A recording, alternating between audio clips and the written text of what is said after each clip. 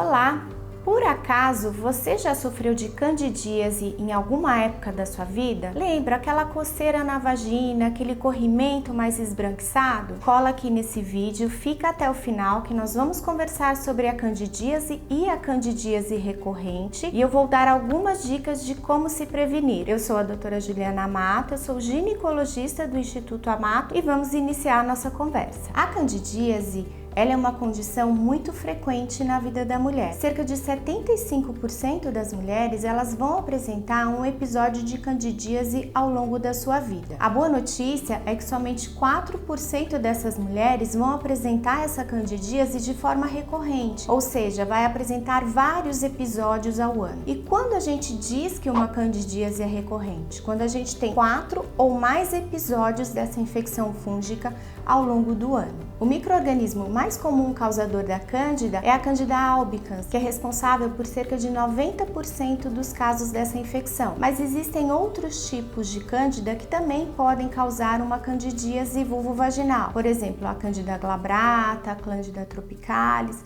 Então, o aumento exagerado na população desses fungos dentro da nossa vagina é que dão a infecção fúngica. E quais são os sintomas da candidíase? Muitas mulheres já sabem, já passaram por isso. É aquela coceira vaginal que não para, é irritante de dia, de noite. Às vezes a mulher ela chega até a se machucar de tanto que incomoda. Um corrimento esbranquiçado que parece talco molhado ou papel de jornal molhado também é característico da cândida. Mas algumas mulheres elas podem iniciar a candidíase sem esse corrimento específico e mais com essa sensação de ardência urinar, a sensação de coceira, a região ela pode ficar mais avermelhada, que é o eritema. Pela coceira podem causar fissuras ou mesmo pela presença dessa cândida nessa região, quando já está muito acentuado essa infecção, também pode causar fissuras porque a pele da vagina e da vulva ela é muito sensível. Dor na relação também pode ocorrer dependendo do grau de infecção dessa Candida albicans. Um aspecto muito comum do corrimento da cândida é que não tem cheiro. Então as mulheres não sentem aquele odor característico de outras infecções bacterianas relacionadas à vagina. A cândida ela é uma queixa muito frequente no consultório ginecológico. Porém, o diagnóstico ele não é tão simples quanto parece, porque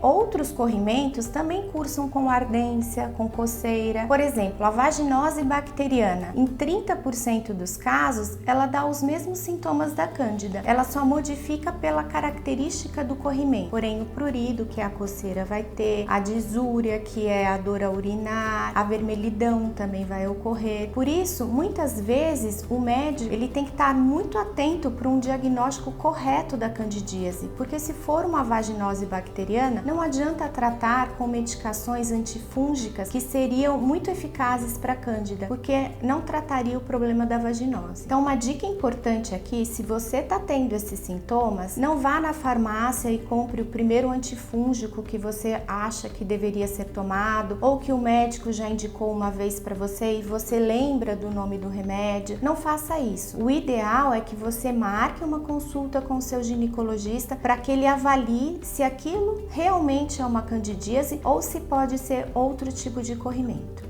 E por que a gente tem candidíase? Então vamos conversar um pouquinho sobre as causas dessa candidíase. A alimentação, ela está muito relacionada ao aumento fúngico. Pessoas que têm uma alimentação exagerada em carboidratos, em açúcares, elas têm uma maior chance de desenvolvimento de candidíase. Por quê? Porque o açúcar, ele é o substrato que faz o fungo proliferar. Então, às vezes você pode até pensar, mas eu não como muito doce. Mas se você come muito carboidrato, se você come muito o arroz, se você come muito pão, se você come muito macarrão, às vezes não tão em quantidade exagerada, mas todos os dias já faz parte de uma rotina na sua vida, diminua o consumo desses alimentos para evitar a proliferação dessa cândida. Outra causa para o aparecimento da candidíase também é quando a gente está com a imunidade mais baixa. Então repare, quando você está com resfriado, quando você acabou de sair de alguma infecção infecção, que você usou antibiótico, que tá com a imunidade mais baixa, você pode ter mais chances de ter essa proliferação desse fungo. Voltando um pouquinho nas questões alimentares, alguns alimentos que são muito alérgenos, eles também podem alterar o pH intestinal, alterar o pH vaginal e produzir aí a proliferação desse fungo. Quais são esses alimentos que são mais alérgenos? E não são alérgenos só para determinada pessoa, são alérgenos para a maioria da população. O leite é um alimento muito alérgeno. O leite que a gente consome hoje em dia, que a gente compra ou na padaria ou no supermercado,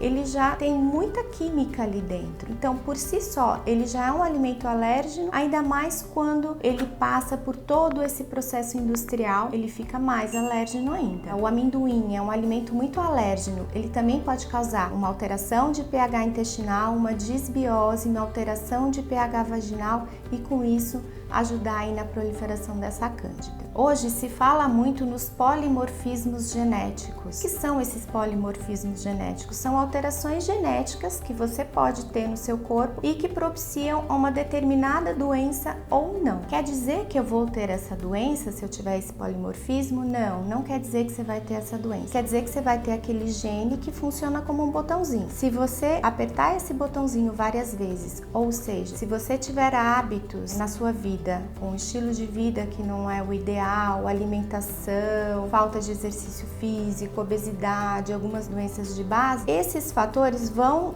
funcionar como um botãozinho que vai sendo apertado ali e esse gene ele pode se ativar em algum momento, causando algum dano à sua saúde. Aqui, como polimorfismo genético que facilita ter a candidíase, a gente tem dois polimorfismos, que são o ILB e o EL12B.